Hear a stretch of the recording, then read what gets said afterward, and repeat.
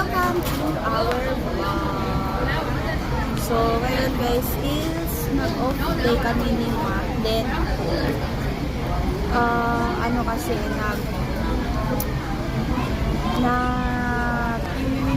problema kami dito sa bangko namin dito sa Hong Kong.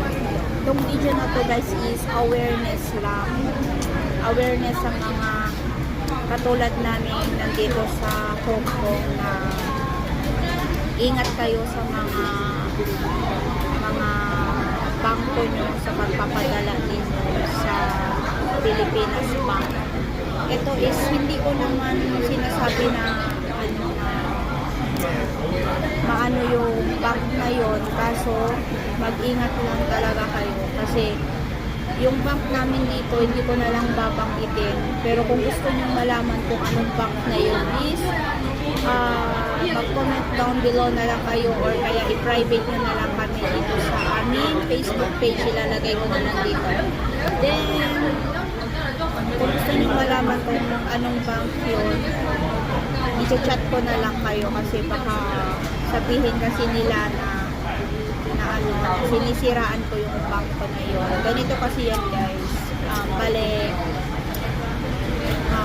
Pinasa ko yung pera doon sa bangko ni Ma kasi kailangan namin magpadala ng pera sa Pilipinas kasi may paggagamitan. Then nung sabi ko hindi ako makapagpadala sa sarili kong bank kasi max na yung withdraw or yung padala ko sa Pilipinas. So kailangan yung bank na lang ni Ma ang gamitin niya magpadala doon sa Pilipinas. Kaso is hindi din siya pwedeng magpadala kasi nga is nalimit na din yung sa kanya. So kunti lang kasi yung nakaset up dito sa aming bank, online bank, kaya hindi namin masyadong nilalakihan kasi nga ayaw namin na baka mamaya matulad kami is makapagpadala kami ng malalaki. Hindi naman namin pwedeng baguhin agad yung limit niya kasi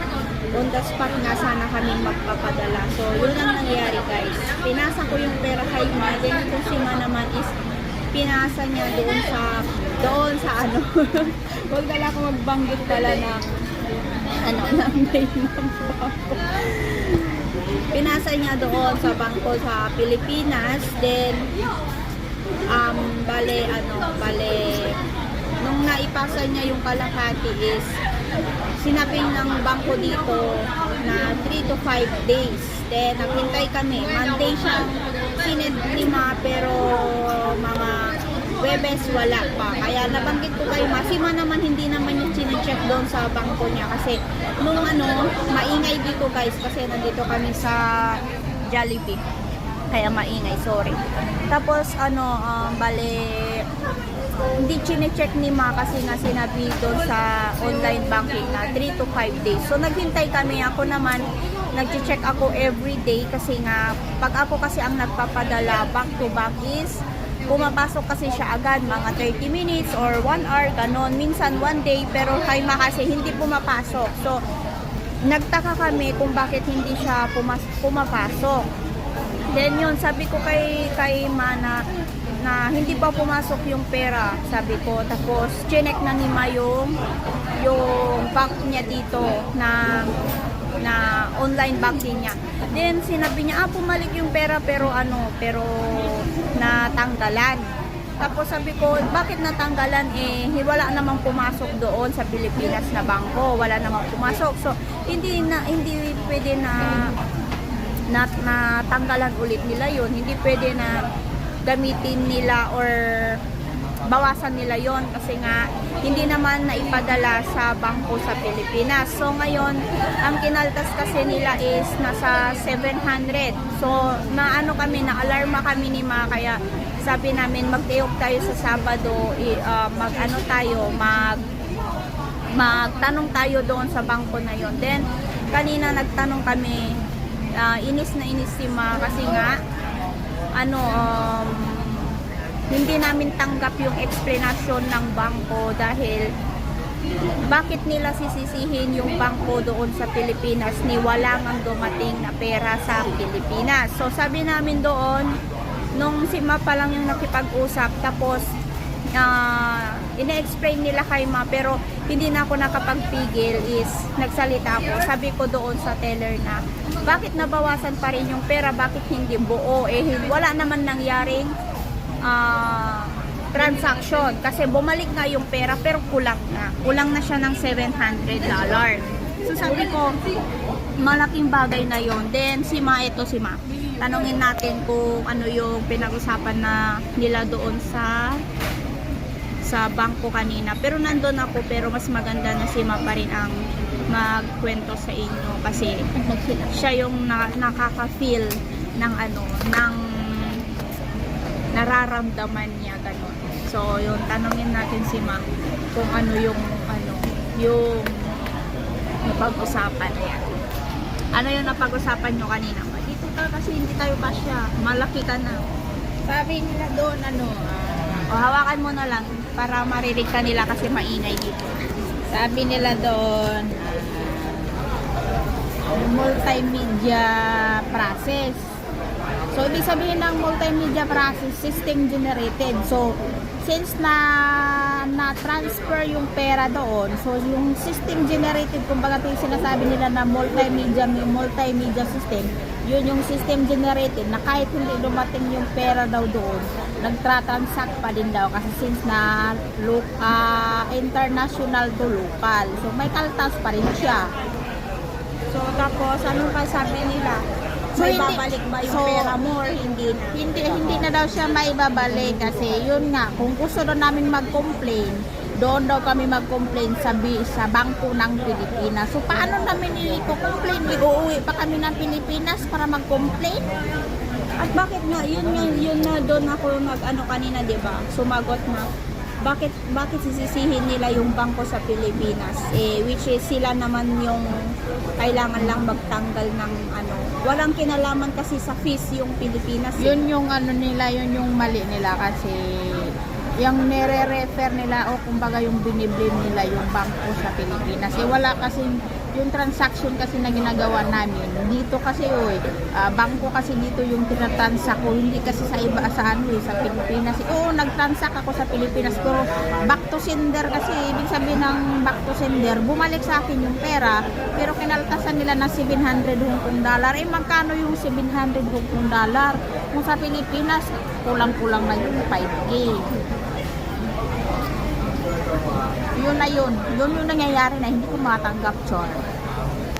So, ayun nga guys, yun nga yung nangyari na na system generated daw, na hindi daw nila handle daw ng yung system nila. Hindi daw sila yung nagkakaltas. Pero bakit ganon, 'di ba? Kasi sa Pilipinas, ang pagkakaalam ko sa Pilipinas, kahit sa Singapore dati, bank-to-bank transaction din kami dati doon. Pero walang nangyari ni Pelia, walang nangyari yung bangko na yun doon sa Singapore dati. Kaya sabi ko kanina, hindi ko na siya trusted, natatakot na ako na gumamit ng bank-to-bank talaga. Kasi nga, yung alam mo yun, yung nagtitiwala ka, pero bandang huli, yung nung alam na nila na malaki konti yung ipapadala, tas nung hindi nila okay sana guys kung ganun yung tinanggalan nila, di ba?